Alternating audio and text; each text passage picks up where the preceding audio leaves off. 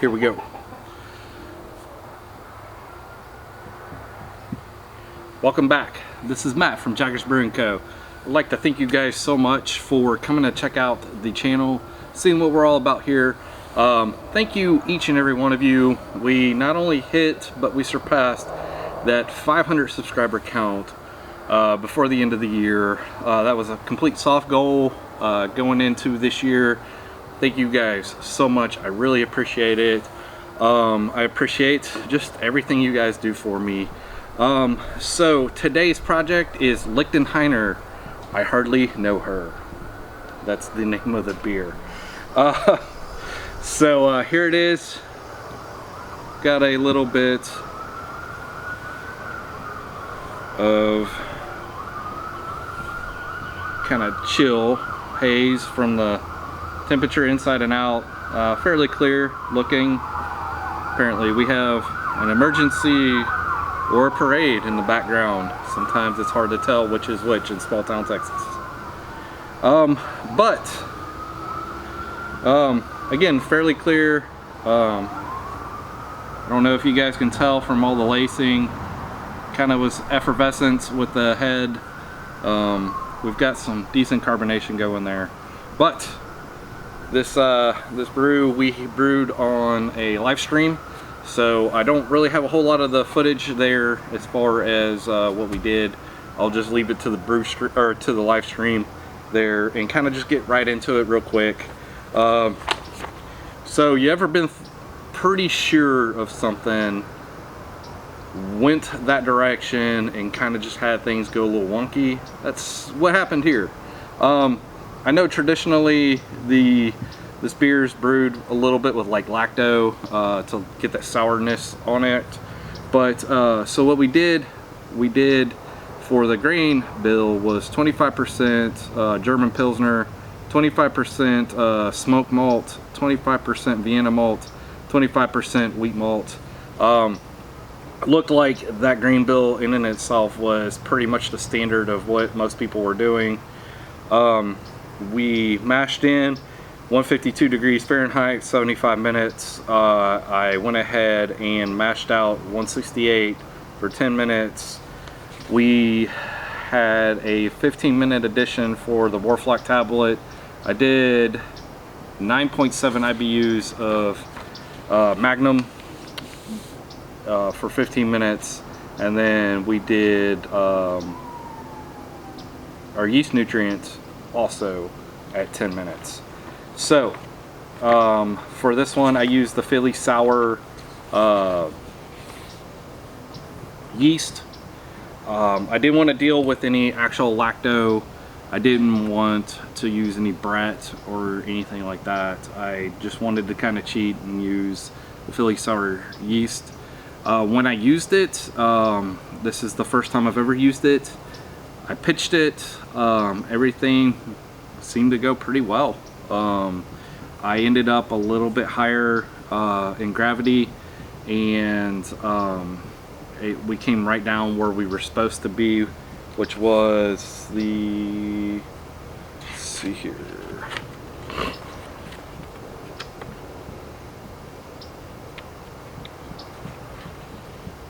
so our post gravity was supposed to be 1040. We got 1045.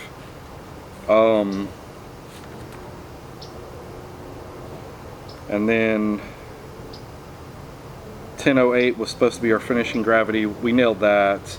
I did not gather up the ABV off the top of my head, so I didn't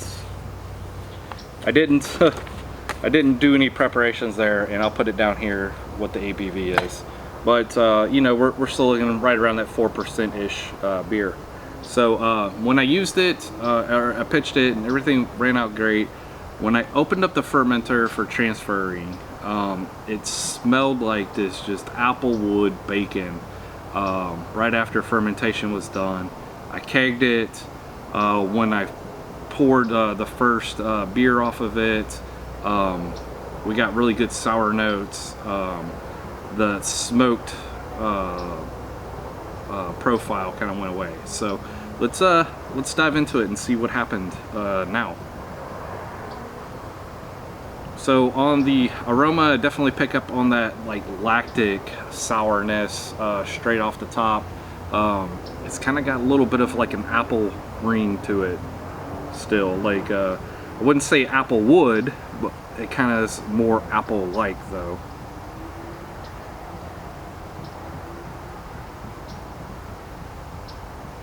Feel like I'm picking up just a hint of like orange citrus there too.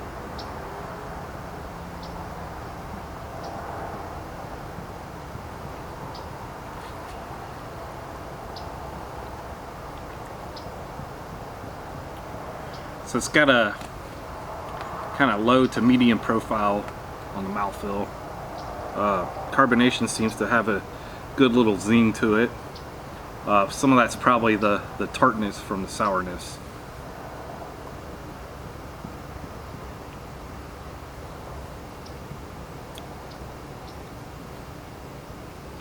So, this particular example of the style, and I've only had two different ones now at this time, and they've both been homebrew versions.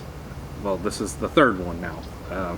So the two previous ones that I had, the first one, it had this great big like bacon profile, like it was just like eating bacon.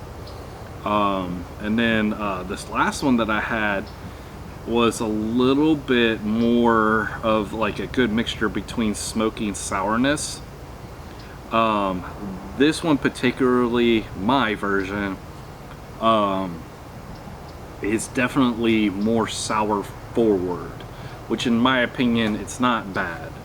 I am picking up a little bit on that smoke malt now. For the first week and a half, 2 weeks or so now, I wasn't. Now that I've kind of just left alone for about another week, I feel like maybe some of the sourness has kind of died down just a little bit, and the smoke malt has kind of popped forward some.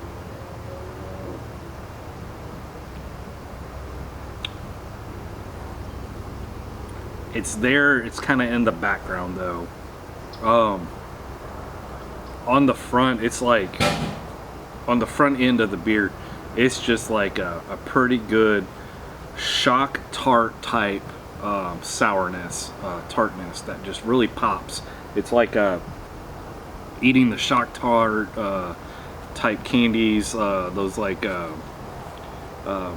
those maybe like ground up ones, the like pixie stick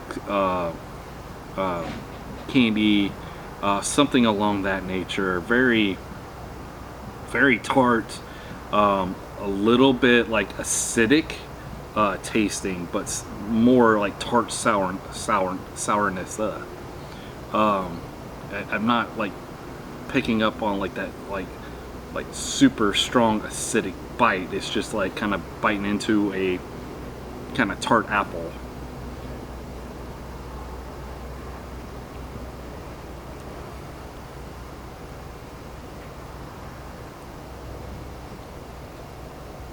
And then I get a little bit of that that smoke. I really wish that it was a little bit more prominent in this deal. I've been joking around for the last couple weeks now that this is the best accidental Berlinerweisse I've made yet. Having said that, I've made some pretty decent Berlinerweisse, but all in all, I mean, I'm happy with the beer, right? I really wish that the smoke malt would have been a little bit more present in this beer. Now, granted, this thing's been in my keg for, I don't know, about 3 weeks or so, and maybe a little bit more time it'll develop a little bit of that smoke malt flavor.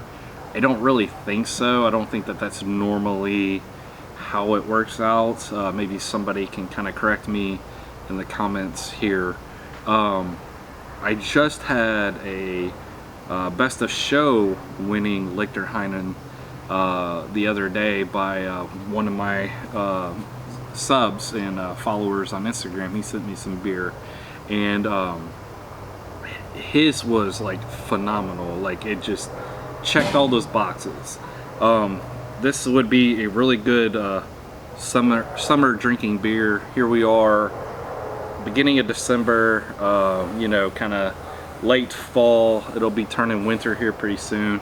I know I'm in shorts and a short sleeve shirt right now and all that, but you know, as you can see, kind of like, you know, maybe behind me here in the garden that's behind me, things are kind of shutting down.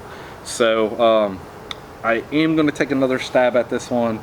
I don't know if it's something in my water profile that's just kind of not letting that smoke malt kind of pop through a little bit more, or maybe if I need to go back and maybe up that smoke malt, you know, I don't know, maybe 3% and kind of see where it ends up. I know you need to be a little careful.